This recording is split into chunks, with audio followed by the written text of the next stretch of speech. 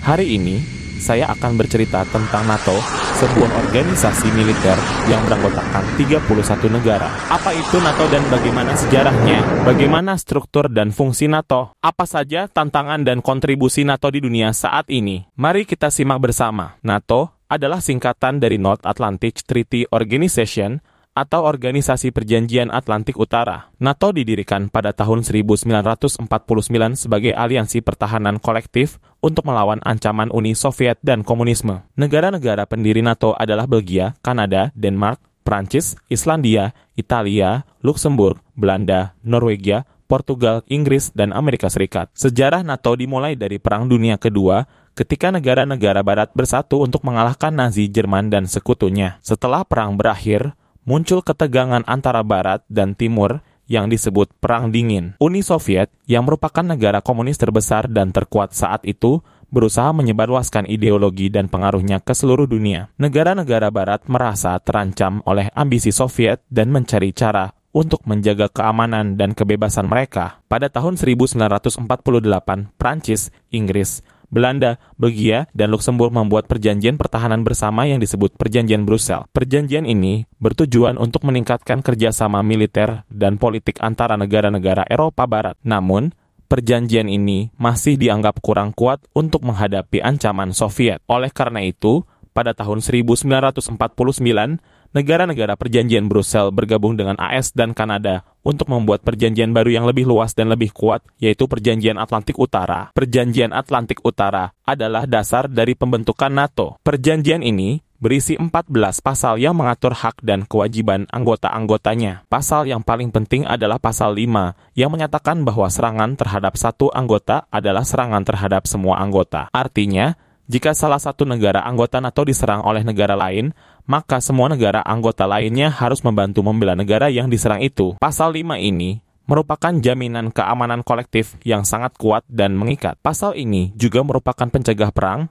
karena negara-negara yang ingin menyerang anggota NATO harus berpikir 2 kali sebelum melakukannya. Pasal 5 ini hanya diaktifkan sekali dalam sejarah NATO, yaitu setelah serangan teroris 11 September 2001 di AS. Saat itu, semua negara anggota NATO menyatakan solidaritas mereka dengan AS dan mendukung operasi militer AS melawan teroris di Afghanistan. Selain pasal 5, perjanjian ini juga mengandung pasal-pasal lain yang berkaitan dengan kerjasama politik, ekonomi, sosial, budaya, ilmiah, dan teknologi antara anggota-anggotanya. Perjanjian ini juga menekankan pentingnya demokrasi, hak asasi manusia, hukum internasional, dan perdamaian dunia sebagai nilai-nilai dasar yang dianut oleh NATO. Sejak saat itu, NATO telah berkembang dengan menambahkan anggota baru dari Eropa dan Amerika Utara. Negara-negara yang bergabung kemudian adalah Yunani 1952, Turki 1952, Jerman 1955, Spanyol 1982, Republik Ceko 1999,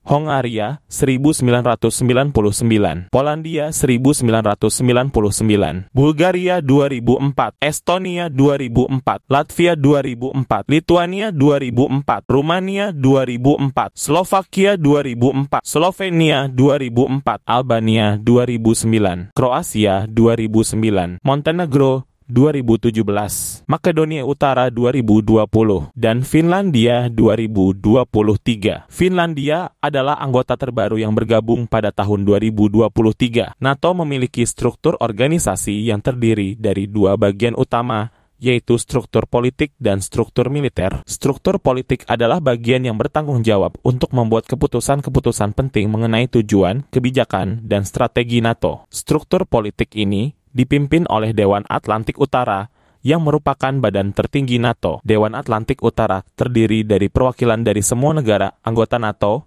biasanya Menteri Luar Negeri atau Pertahanan. Dewan Atlantik Utara bertemu secara rutin di markas besar NATO di Brussels, Belgia, atau secara online. Dewan Atlantik Utara dibantu oleh beberapa komite dan badan lain yang menangani berbagai isu dan bidang, seperti Komite Pertahanan, Komite Keamanan, Komite Intelijen, Komite Sains, Komite Ekonomi, Komite Lingkungan, dan lain-lain. Dewan Atlantik Utara juga didukung oleh Sekretariat Internasional NATO yang merupakan badan administratif dan eksekutif NATO. Sekretariat Internasional NATO dipimpin oleh Sekretaris Jenderal NATO yang merupakan pejabat tertinggi sipil NATO. Sekretaris Jenderal NATO saat ini adalah Jens Stoltenberg dari Norwegia. Struktur militer adalah bagian yang bertanggung jawab untuk melaksanakan operasi-operasi militer yang ditetapkan oleh struktur politik. Struktur militer ini dipimpin oleh Komite Militer NATO yang merupakan badan tertinggi militer NATO. Komite Militer NATO terdiri dari kepala staf angkatan bersenjata dari semua negara anggota NATO. Komite Militer NATO bertemu secara rutin di markas besar NATO di Brussels,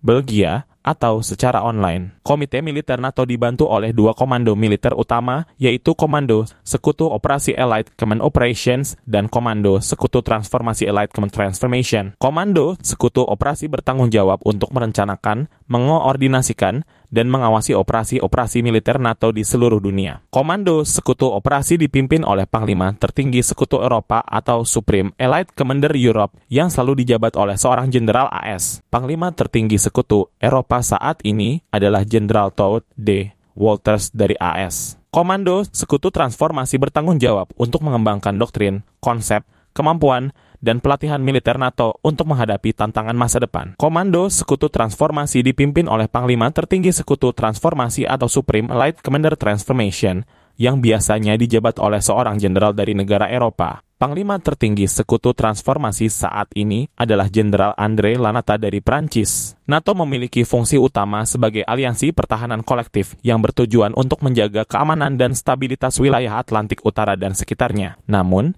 seiring dengan berubahnya zaman dan situasi dunia, fungsi NATO juga berkembang menjadi lebih luas dan fleksibel. Selain pertahanan kolektif, NATO juga memiliki fungsi-fungsi lain seperti kerjasama keamanan, manajemen krisis, operasi perdamaian, pencegahan konflik, penanggulangan terorisme, penyebarluasan demokrasi, perlindungan hak asasi manusia, bantuan kemanusiaan, dan lain-lain. Untuk melaksanakan fungsi-fungsinya tersebut, NATO telah berpartisipasi dalam berbagai operasi dan misi di seluruh dunia. Beberapa contoh operasi dan misi NATO yang terkenal adalah Operasi Penjaga Perdamaian di Bosnia-Herzegovina tahun 1995 sampai tahun 2004. Operasi ini dilakukan untuk mengakhiri perang saudara di Bosnia-Herzegovina dan membantu proses rekonsiliasi nasional. Operasi ini melibat dan membantu pemerintah Irak dan Suriah untuk memulihkan stabilitas dan kemanusiaan di wilayah mereka. Itulah beberapa contoh operasi dan misi NATO yang telah dan sedang berlangsung di dunia. Dari contoh-contoh tersebut, kita dapat melihat bahwa NATO memiliki kontribusi yang besar dalam menjaga perdamaian dan keamanan internasional. Namun, NATO juga menghadapi tantangan dan kritik dari berbagai pihak. Beberapa tantangan yang dihadapi oleh NATO adalah perubahan lingkungan keamanan global yang ditandai oleh munculnya ancaman-ancaman baru seperti terorisme, senjata pemusnah massal, siber, migrasi, perubahan iklim, dan lain-lain. NATO harus mampu beradaptasi dan berinovasi untuk mengatasi ancaman-ancaman tersebut dengan cara yang efektif dan efisien. Perbedaan kepentingan dan pandangan antara anggota-anggotanya yang dapat menimbulkan ketidaksepakatan atau konflik internal. NATO harus mampu menjaga solidaritas dan kohesivitas di antara anggota-anggotanya dengan cara yang demokratis dan transparan. Kekurangan sumber daya dan komitmen dari anggota-anggotanya yang dapat mengurangi kemampuan dan kredibilitas NATO. NATO harus mampu meningkatkan beban pembagian dan tanggung jawab di antara anggota-anggotanya dengan cara yang adil dan proporsional. Kritik dari negara-negara non-anggota atau organisasi lain yang dapat menuduh atau menantang legitimasi dan relevansi NATO. NATO harus mampu menjalin hubungan yang baik dan kooperatif dengan negara-negara non-anggota atau organisasi lain dengan cara yang saling menghormati dan menguntungkan.